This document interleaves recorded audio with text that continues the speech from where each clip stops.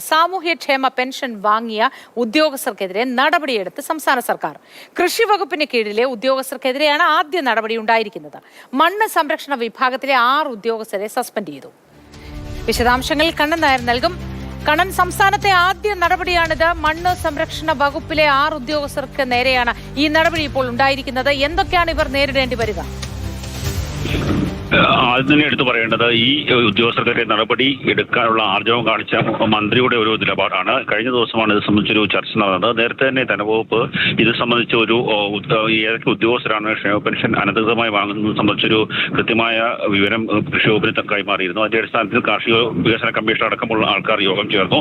അതിന്റെ അടിസ്ഥാനത്തിൽ മണ്ണ് സംരക്ഷണ വകുപ്പിൽപ്പെട്ട 6 ഉദ്യോഗസ്ഥരാണ് കൃഷി വകുപ്പിൽ നിന്ന് ഇത്തരത്തിൽ അനധികൃത ക്ഷേമ പെൻഷൻ വാങ്ങുന്നതെന്ന് കണ്ടെത്തി. അതിന്റെ അടിസ്ഥാനത്തിലാണ് ഇപ്പോൾ 6 ഉദ്യോഗസ്ഥരെ സസ്പെൻഡ് ചെയ്യാൻ തീരുമാനിച്ചിട്ടുള്ളത്. അവരിൽ നിന്ന് അവർ വാങ്ങിയ പണം എത്രയാണോ ആ പണം തിരികെ വാങ്ങാനുള്ള തീരുമാനവും സർക്കാർ കൈക്കൊണ്ടിട്ടുണ്ട്. ഇത് കൃഷി വകുപ്പിൽ മാത്രമാണ് ഇത്തരത്തിലുള്ള ഒരു നടപടി ഉണ്ടായിട്ടുള്ളത്. നേരത്തെ തന്നെ ധനവകുപ്പിന്റെ ഈ പട്ടിക പുറത്തു വന്ന സമയത്ത് ഉദ്യോഗസ്ഥർക്കെതിരെ എന്തുകൊണ്ട് നടപടി സ്വീകരിക്കുന്നില്ല എന്നുള്ള ഒരു വിമർശനം ഉണ്ടായത്. എന്നാൽ കൃഷി വകുപ്പ് ആദ്യമായി നടപടി സ്വീകരിച്ചിരിക്കുന്നു. അതുകൊണ്ട് തന്നെ വരും ദിവസങ്ങളിൽ മറ്റു വകുപ്പുകൾക്കും അത്തരത്തിലുള്ള ഉദ്യോഗസ്ഥർക്കെതിരെ നടപടി സ്വീകരിക്കേണ്ട ഒരു ആവശ്യമാണ്. നമ്മളിപ്പോൾ ഗതാഗത മന്ത്രിയുടെ ഓഫീസുമായി ബന്ധപ്പെട്ടിരുന്നു. അപ്പോൾ ഗതാഗത മന്ത്രിയുടെ ഓഫീസിൽ ഇത്തരത്തിലുള്ള ഒരു ആൾക്കാരില്ല എന്നുള്ള ഒരു വിവരമാണ് നമുക്ക് ലഭ്യമായിരിക്കുന്നത്. കാര്യം അത്തരത്തിലുള്ള ഒരു പട്ടിക ധനവകുപ്പിൽ നിന്ന് ഗതാഗത മന്ത്രിയുടെ ഓഫീസിലേക്ക് ലഭിച്ചിട്ടുള്ള മറ്റ് വകുപ്പുകളിലൊക്കെ തന്നെ ഉടൻ തന്നെ നടപടി ഉണ്ടാകുമെന്നാണ് നമുക്ക് ലഭ്യമായിരിക്കുന്ന വിവരം. ഇനി മറ്റ് വകുപ്പുകളിലും ഇത്തരത്തിലുള്ള ആൾക്കാരിലേക്ക് നടപടിയെടുക്കേണ്ടതില്ലേ കണ്ണൻ നായർ? മാത്രമല്ല, ഒരുപാട് പേർ ഇത്തരത്തിലുണ്ട് എന്നൊരു വലിയ ലിസ്റ്റ് ഉള്ളതായി തന്നെ ധനമന്ത്രി നേരത്തെ പറയുകയും ചെയ്തിരുന്നു. തീർച്ചയായും മറ്റ് ഉള്ള വകുപ്പുകളിലെ ഉദ്യോഗസ്ഥർക്കെതിരെ നടപടി സ്വീകരിക്കണം. കാര്യം നല്ല രീതിയിൽ ശമ്പളം വാങ്ങിക്കുന്ന ഉദ്യോഗസ്ഥരാണ് സർക്കാർ ഉദ്യോഗസ്ഥർ. അവരാണ് ഇത്തരത്തിൽ വിവിധ ആൾക്കാർക്ക് സാധാരണക്കാരായിട്ടുള്ള പാവപ്പെട്ടവരായിട്ടുള്ള ആൾക്കാർ. ഇപ്പോൾ കൃഷി മന്ത്രി പി പ്രസാദ് ഒപ്പം ചേരുന്നു. ശ്രീ പി പ്രസാദ്, നമസ്കാരം.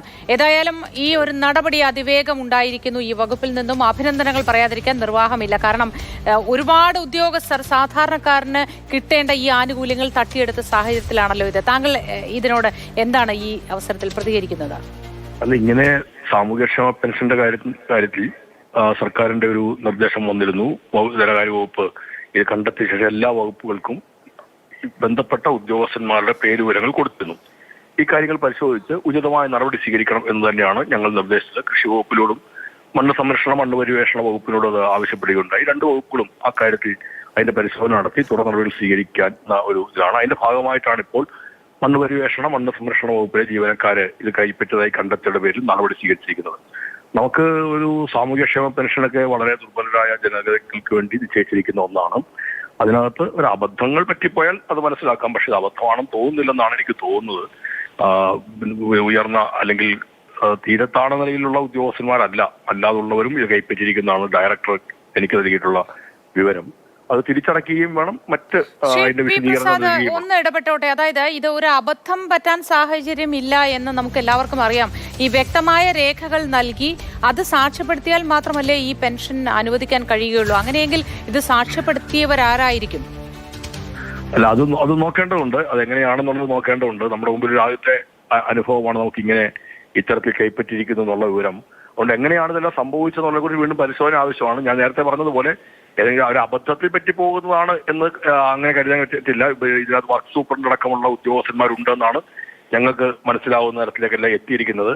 അപ്പൊ അങ്ങനെയുള്ള ഒരു സാഹചര്യത്തിൽ ഗൗരവതരമായ ഒരു അന്വേഷണം അനിവാര്യമാണ്, ഇടപെടലും അനിവാര്യമാണ്. അതുകൊണ്ട് തന്നെയാണ് സർക്കാരിന്റെ പണം അർഹരായി ഉള്ള ആളുകളിലേക്ക് എത്തിക്കേണ്ടുന്ന, വളരെ ദുർബലരായ ജനതയിലേക്ക് എത്തിക്കേണ്ടുന്ന ഒരു പണത്തിന്റെ കാര്യത്തിനകത്ത് സർക്കാർ ശമ്പളം വാങ്ങുന്നവർ അത്തരം ഒരു പരിഗണനയ്ക്ക് അർഹരല്ലാത്തത് കൊണ്ട് അക്കാര്യത്തിൽ ഉചിതമായ നടപടി വേണം എന്ന് ഞങ്ങളും ആലോചിച്ചു.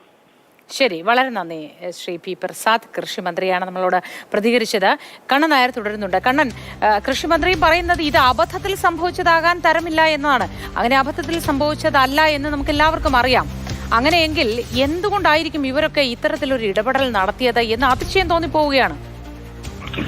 ഈ അബദ്ധത്തിൽ സംഭവിച്ചാൽ ഒരു തവണ വാങ്ങാം, പക്ഷേ പലകുറി ഇത്തരത്തിൽ പണം വാങ്ങിക്കഴിയുമ്പോൾ അത് അബദ്ധമാണെന്ന് നമുക്ക് പറയാൻ സാധിക്കില്ല. അങ്ങനെ കൃത്യമായി ഒരു പരിശോധന നടത്തിയ ശേഷമാണ് ഏതൊക്കെ ഉദ്യോഗസ്ഥരെ നടപടി സ്വീകരിക്കണം എന്നുള്ള കാര്യത്തിൽ മണ്ണ് പര്യവേഷണ വകുപ്പ് തീരുമാനത്തിലേക്ക് എത്തിയത്. കാർഷികോൽപാദന കമ്മീഷണറുടെ ഉത്തരവിലും അത് പറയുന്നുണ്ട്. 6 പേർക്കെതിരെയാണ് ഇപ്പോൾ നടപടി സ്വീകരിച്ചിരിക്കുന്നത്. അവരെ 6 പേരെ സസ്പെൻഡ് ചെയ്തിട്ടുണ്ട്. ഒപ്പം തന്നെ അവരിൽ നിന്ന് പണം തിരിച്ചു പിടിക്കാനുള്ള ഒരു തീരുമാനം മോദി ചോദിച്ചതുപോലെ അവർ അവരോട് തന്നെ ചോദിക്കേണ്ട ഒരു കാര്യമാണ്. എന്തുകൊണ്ട് ഈ സാധാരണക്കാർക്ക് ഏറ്റവും സമൂഹത്തിൽ ഏറ്റവും താഴെത്തട്ടിൽ നിൽക്കുന്ന ആൾക്കാർക്ക് ലഭിക്കേണ്ട ഇത്തരത്തിലുള്ള ക്ഷേമ പെൻഷൻ എന്തുകൊണ്ട് ഇങ്ങനെ കൈപ്പറ്റാൻ സർക്കാർ ഉദ്യോഗസ്ഥർ തുനിഞ്ഞു എന്നുള്ളത് ഈ വ്യക്തികൾ ആ ഉദ്യോഗസ്ഥരോട് തന്നെ ചോദിക്കേണ്ട കാര്യമാണ്. അങ്ങനെയുള്ള ഉദ്യോഗസ്ഥരെയാണ് ഇപ്പോൾ സസ്പെൻഡ് ചെയ്തിരിക്കുന്നത്. നമുക്ക് ഇനി പറയേണ്ടത് ബാക്കിയുള്ള വകുപ്പുകളിൽ ഇതുപോലെയുള്ള ഉദ്യോഗസ്ഥരുണ്ട്. അവർക്കെതിരെ എന്ത് നടപടി സ്വീകരിക്കാൻ ഈ അത്തരം വകുപ്പുകൾ തയ്യാറാകുന്നു എന്നുള്ളതാണ്. ഈ ഗതാഗത വകുപ്പിലെ കാര്യം ഞാൻ നേരത്തെ സൂചിപ്പിച്ചിരുന്നു. ഗതാഗത വകുപ്പിൽ ഇതുവരെ അങ്ങനെ ഒരു ഓർഡർ, ധനവകുപ്പിൽ നിന്ന് അങ്ങനെ ഒരു ഓർഡർ കിട്ടിയിട്ടില്ല. ഏതെങ്കിലും ഗതാഗത വകുപ്പിലെ ഉദ്യോഗസ്ഥർ ഇത്തരത്തിൽ ക്ഷേമ പെൻഷൻ വാങ്ങുന്നതായ ഒരു അറിവ് ഗതാഗത വകുപ്പിനില്ല എന്നുള്ളതാണ് ഇപ്പോൾ ഗതാഗത മന്ത്രിയുടെ ഓഫീസിൽ നിന്ന് അറിയിക്കുന്ന. മറ്റു വകുപ്പുകൾ എന്ത് നടപടി സ്വീകരിക്കുന്നു എന്നുള്ളതാണ്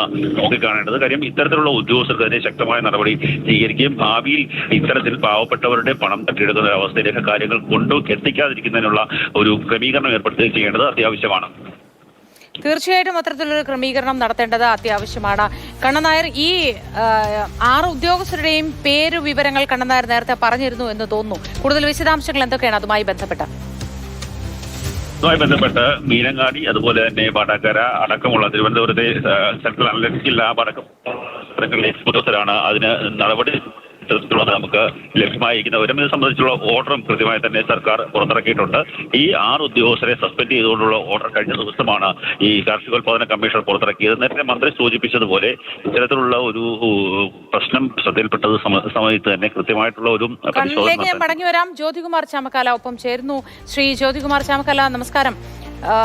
6 പേരെയാണ് കൃഷി വകുപ്പിന് കീഴിൽ വരുന്ന ഉദ്യോഗസ്ഥരായ 6 പേരെ മണ്ണ് സംരക്ഷണ വകുപ്പിൽ നിന്നും ഇപ്പോൾ ഈ നടപടിക്ക് വിധേയരാക്കിയിരിക്കുന്നത്. ഇനിയും ഒട്ടേറെ പേർ വിവിധ വകുപ്പുകളിൽ ഉണ്ട്.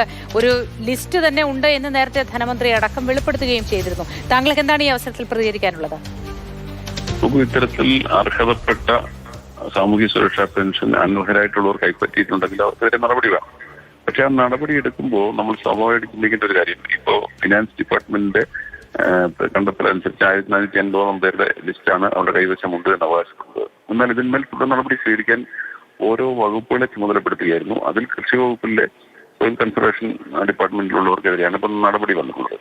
ഇത് ഒരു ഡിപ്പാർട്ട്മെന്റിൽ മാത്രമായി ചുരുങ്ങരുത്.